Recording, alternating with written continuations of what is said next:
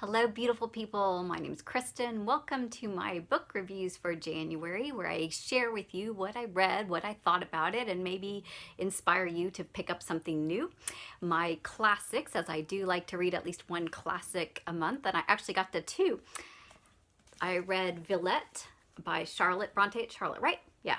There's multiple sisters that write, and I'm trying to learn them all and get to them all. There's a lot of goodness, and I really like this one. It is a story of one of those. At first I thought Villette was the girl, but that's the place in France. I'm not familiar with France very well. So that was something to learn about and read a new background and setting.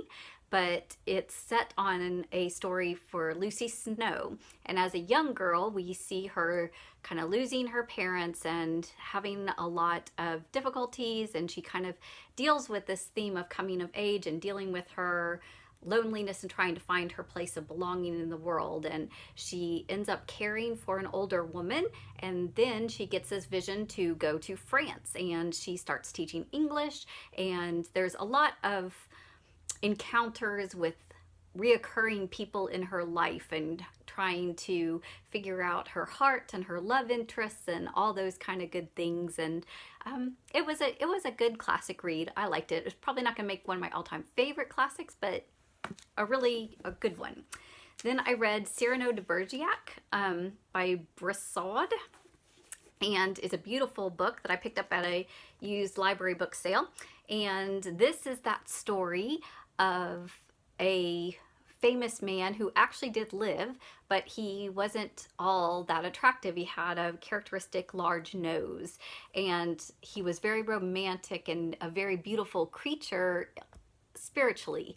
And so he was feeding lines and his own poetry and words to another man who was in pursuit of the woman that he kind of had interest in. And so that reoccurring theme that you see a lot of movies where the one is trying to help the other one out, although he's really behind all of the love, and the woman is technically falling in love with him, although she doesn't know that because he's feeding it through someone else. So I enjoyed it. It was a quick, easy, fun read, classic. Didn't know that's where that story had come from.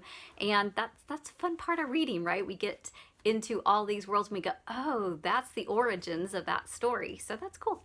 I read Nora Roberts. This was Irish Hearts.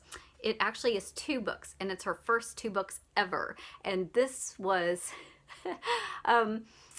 nice to see her roots, because Nora Roberts, if you do read her romance stories, it's always the really stubborn, sassy, woman who won't be tamed, and then the man comes along and sweeps her off her feet, and oh, I'm so indignant about it. Oh, let me fall in love with you. And it's over the top in her first 2 books, and I was just kind of laughing at it.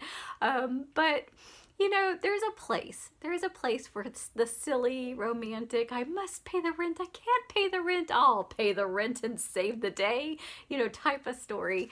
So I won't ever be reading these again, but it was fun to read the base of her beginnings of romance novels. Next, I have An Unkindness of Magicians by Kat Howard, and it's a light-colored, very pretty book cover. Don't know if it's not going to blow out for you. Sorry about that. But this is a story in fantasy literature. I don't think it's YA, but you can correct me if I'm wrong. It's one of those worlds where magic is the given. All of the magic houses are dueling for power, and then there's a turning to compete in games to see who's going to rule until the next turning. And there's a house of shadows that's the mysterious kind of underworld under all of this. And then there's the muggles, like Harry Potter world, where there's the normal people that don't really know that all of this is going on around them. And there's a lot of fighting to the death and mortality and romance kind of things going on in this book, and it was a fun read. I can't say it was really my cup of tea. I guess I'm learning my particular likes and dislikes of fantasy. I don't read it a lot, so I enjoy magical worlds. Oh, there's a good copy of the front. I enjoy magical worlds and magic happenings, but this was interesting, but probably not one I'm going to read again, or if it's a series, I don't even know if it is, but I'm not going to read any more of that one. I read Hope on the Inside by Marie Bostwick, and she's got a lot of books out, but I have not read any of them, and this was a lovely book about a older married woman. Her and her husband have raised their children and are going along, and his job kind of puts him into an early retirement, and so she needs to get some more income, and she was an art teacher, but they've been cutting the art projects, and so she ends up going to try to apply to be an art teacher in a prison, in a women's prison. And she is doing art as kind of therapy and healing and trying to do this, but she has no real background in dealing with these cases and these women's lives that have been uprooted. And so it's a beautiful book. I really, really like this one. Definitely kind of a 4 out of 5 star kind of read for me. So I will be checking out some of her other books and look forward to learning more about her.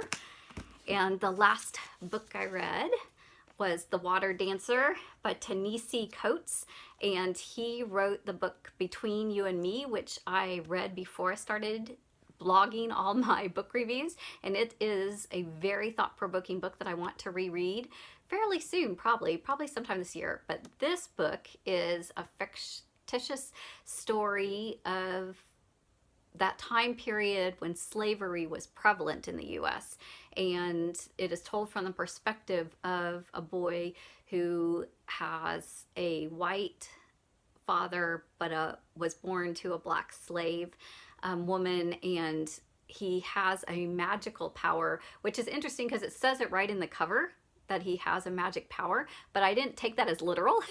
But he literally does, and he's trying to figure that out and discern that in the midst of a lot of things that are actually set in historical types of events that were happening back in the Deep South and the Underground Railroad, and trying to have that thing about the slaves being separated from their families and all those kind of issues. And it's a beautiful story. I really, really like this one. It is the last book I read this month, and so I need some time to even process it. But right now, I just think this is probably a 5-star book that was just really enjoyable in a story, deep, meaningful way, although it's a difficult read because obviously it's difficult to deal with those kind of parts of our history that are really painful, knowing that we did this to this people group, and I'm about as European white settler as they come as my ancestry. So as that, I wish that history had been different for this time period, but it was a beautiful story, and I highly recommend you checking that out. And I hope that you will like and subscribe, hang around for more. I've got a coffee and a classic book on its way, so I look forward to seeing what classic I get next. Thanks so much. Y'all have a blessed day.